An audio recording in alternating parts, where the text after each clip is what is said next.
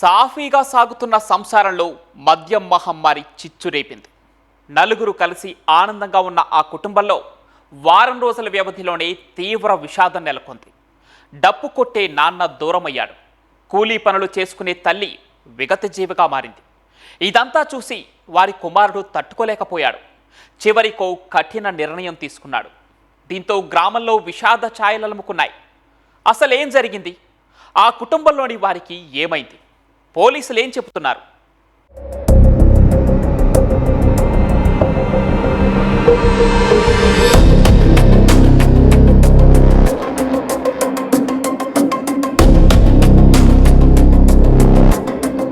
వారిది ఒక చిన్న కుటుంబం. ఆ దంపతులకు ఒక కుమార్తె, ఒక కుమారుడు సంతానం. చీకు చింత లేకుండా సాఫీగా సాగుతున్న ఆ సంసారంలో మద్యం చిచ్చు పెట్టింది. ఫలితంగా ముగ్గురు విగత జీవులుగా మారారు. ఓ బాలికను అనాథం చేశారు.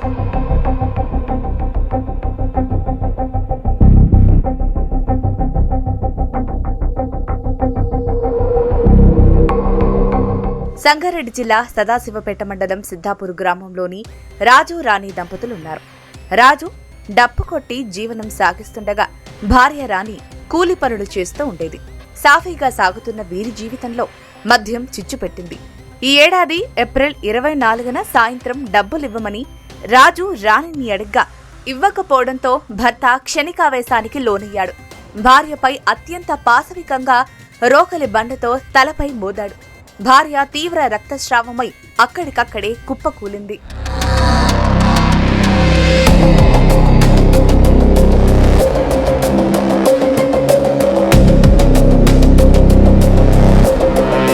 క్షణికావేశంలో చేసిన దాడితో రాణి అక్కడికక్కడే ప్రాణాలు కోల్పోయింది.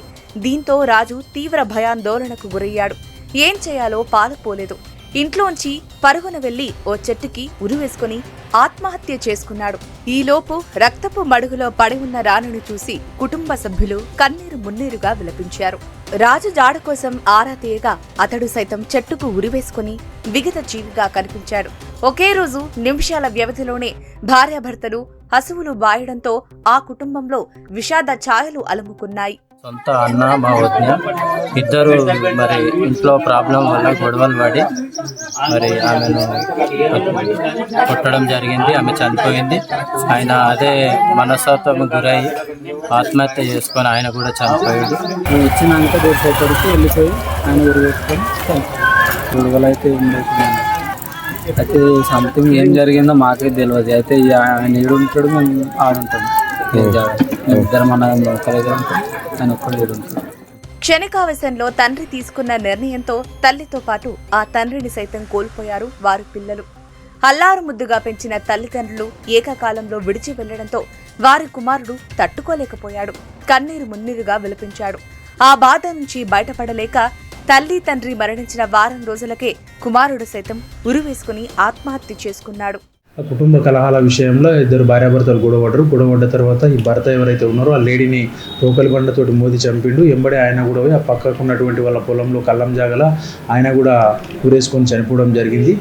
ఇది ఈ సంఘటన జరగకముందే ఆ ఫ్యామిలీలో వాళ్ళ కొడుకు ఎవరైతే ఉన్నారో మధు అనేటువంటి వ్యక్తి, ఆయన ఇంటర్మీడియట్ సెకండ్ ఇయర్ చదువుతున్నాడు. మొన్న 2 తారీఖు రోజు రీసెంట్గా ఇక్కడ మన సదాశివపేట పట్టణంలోని తేజ వెంచర్లో వాళ్ళ తల్లిదండ్రులు చనిపోయినందున మానసికంగా బాధపడుతూ ఆయన ఉరేసుకొని చనిపోవడం జరిగింది. క్షణికావేశంలో ఒక వ్యక్తి తీసుకున్న నిర్ణయంతో 3 నిండు ప్రాణాలు బలయ్యాయి. దీంతో ఆ ఇంట్లోని నలుగురిలో ఒక్క కుమార్తె మాత్రమే మిగిలి ఒంటరైపోయింది. క్షణికావేశంలో తీసుకునే తొందరపాటు నిర్ణయాలతో ఇలాంటి వేదనే మిగులుతుందని పోలీసులు సూచిస్తున్నారు. ఫ్యామిలీ మెంబర్స్ ఎవరైనా ఉంటే క్షణికావేశంలో తీసుకున్నటువంటి నిర్ణయాల వలన ఫ్యామిలీ అంతా కూడా రోడ్ మీదకి రావడం జరుగుతుంది. ఆ ఫ్యామిలీ ఒకే ఫ్యామిలీలో 3 వ్యక్తులు చనిపోయారు. ఇప్పుడు ఎవరైతే వాళ్ళ కూతురు ఎవరైతే ఉన్నారో ఆమె అనాథగా మిగిలిపోయింది. కాబట్టి ప్రజలందరూ కూడా ఈ తాగుడుకు బానిసై లేదా డ్రగ్స్కు బానిసై ఆ ఫ్యామిలీలో గొడవపడుతూ వాళ్ళు క్షణికావేశంలో వాళ్ళు తీసుకున్నటువంటి డిసిషన్ల వల్ల వాళ్ళ ఫ్యామిలీ అంతా రోడ్డు మీదకి రావడం జరుగుతుంది. కాబట్టి ఎవరు కూడా ఇట్లాంటి డిసిషన్ తీసుకోవద్దు. ఎవరైతే కూడా ఫైనాన్షియల్గా కానీ ఇంకేదైనా ఇష్యూ ఉంటే కూర్చొని చర్చించుకొని దాన్ని సాల్వ్ చేసుకోవాల్సిందిగా మేము కోరుతున్నాం. మద్యపానానికి బానిసైతే జీవితాలు ఛిద్రమవుతుందనడానికి ఈ ఘటనే ఓ ప్రత్యక్ష ఉదాహరణ.